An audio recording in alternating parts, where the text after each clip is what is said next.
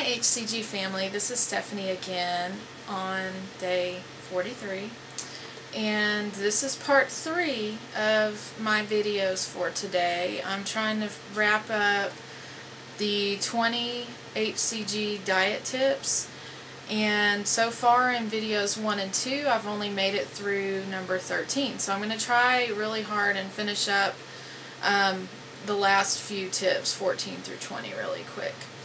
I'd like to finish up the rest of the tips real quick. Tip number 14 is about eating broccoli, cauliflower, green beans, blueberries. Those are not on the original protocol. So if you have a sheet that has those items listed, you have a bad list. Sometimes I think doctors' offices tend to add to the list, and other people's websites may have extra things on the list, but the only fruits that you can eat on this diet from the original protocol are oranges, strawberries, apples, and grapefruit. So if you have blueberries, raspberries, or any other fruit on there, you probably have a bad list. As far as the vegetables are concerned, broccoli, cauliflower, green beans, corn, carrots, none of that stuff's on the protocol. You've got mainly salad greens, radishes, cucumbers, celery, onions, tomatoes, kale. There are several others, so make sure you have a good list. Number 15 is using coconut oil. Coconut oil is not on the original protocol. However, a lot of people have good results with it. It can actually help increase your ketone level in your body, and when you're in ketosis, you burn fat. So, as far as I know, that's not required of this diet, but I know that it does help a lot. And YouTube user Delmem, D-E-L-M-E-M, came up with a wonderful chocolate called Chocolate Delight. You can search it on YouTube. And I make mine a little bit different. He uses equal parts cocoa and coconut oil and sweetener, and I use 1 part cocoa to 2 parts coconut oil plus my sweetener. So I do mine a little bit different. Mine comes out probably more like a lighter chocolate bar. It's still chocolatey, and I like it, and I've been using it with pretty good success. That's one of the things that you're going to have to experiment with. About 88% of coconut oil users will experience positive results with it. This is what Delmem has found. You're just going to have to experiment with it 1 or 2 tablespoons at first and see if that's going to work for you. I wouldn't judge it by the first day, because I think it takes a couple of days to actually work. But anyway, that's an option for you if your weight loss is slow.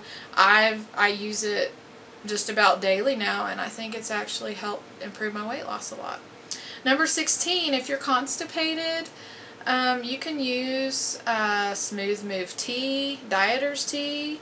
You can try magnesium supplements, and with the magnesium supplements, you'll basically build up until you get really loose stools or diarrhea, and then you want to back off a little bit. So you have to kind of find the perfect amount of magnesium to take for your body, but those things can help you if you're feeling constipated. And also just really make sure you get your water in. Number 17, Kevin Trudeau's book is a little bit different from the diet. I have not personally read it.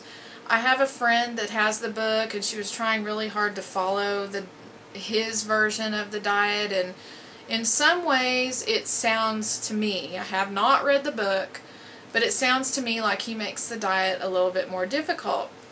This is where we kind of get the phases of the diet, and in his phase 1 of the diet, he considers, before you're even starting the diet, that you need to do some detoxing and colonics and, you know, candida cleanses and all that other stuff. And personally, in my opinion, this diet will detox you. I mean, that is what I have experienced. I just really feel like if you stick with the original diet, you will experience the natural detoxing and cleansing of your body. I've gone through a lot of it at the beginning. I had headaches at first, probably detoxing from sugars and starches.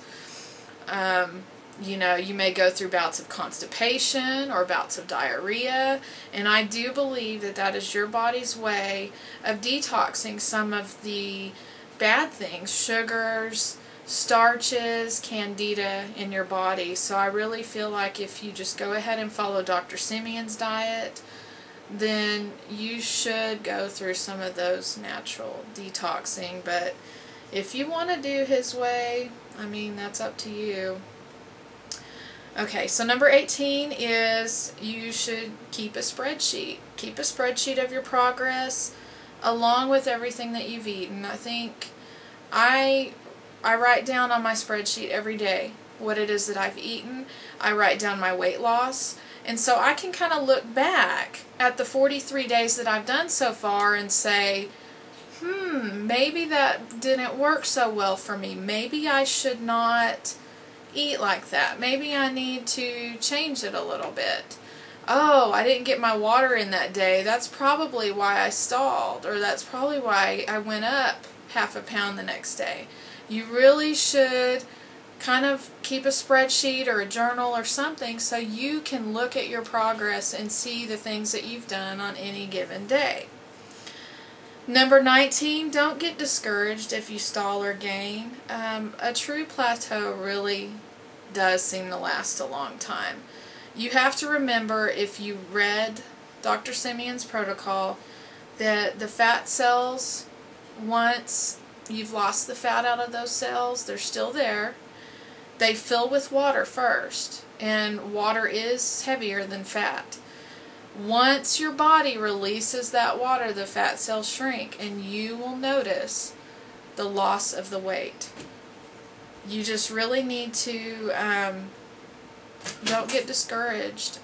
I've gone 3 days, 2 days in a row, I gained.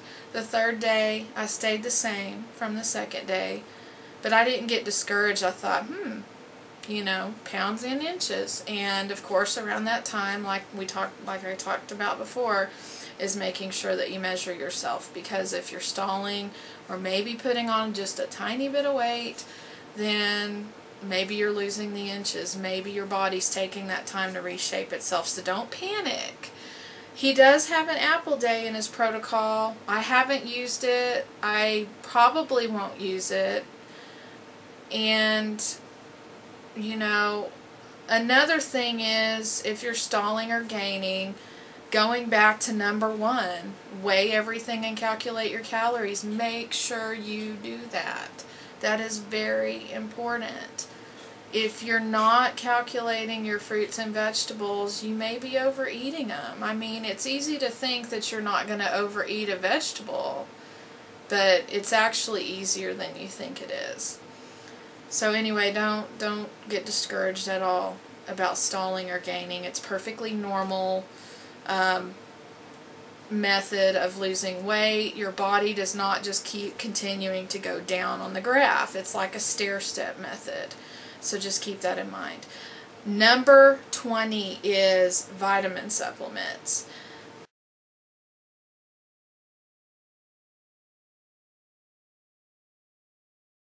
So this concludes the third part, getting through those 20 HCG diet tips that I have for you. So thanks for watching my videos. Bye.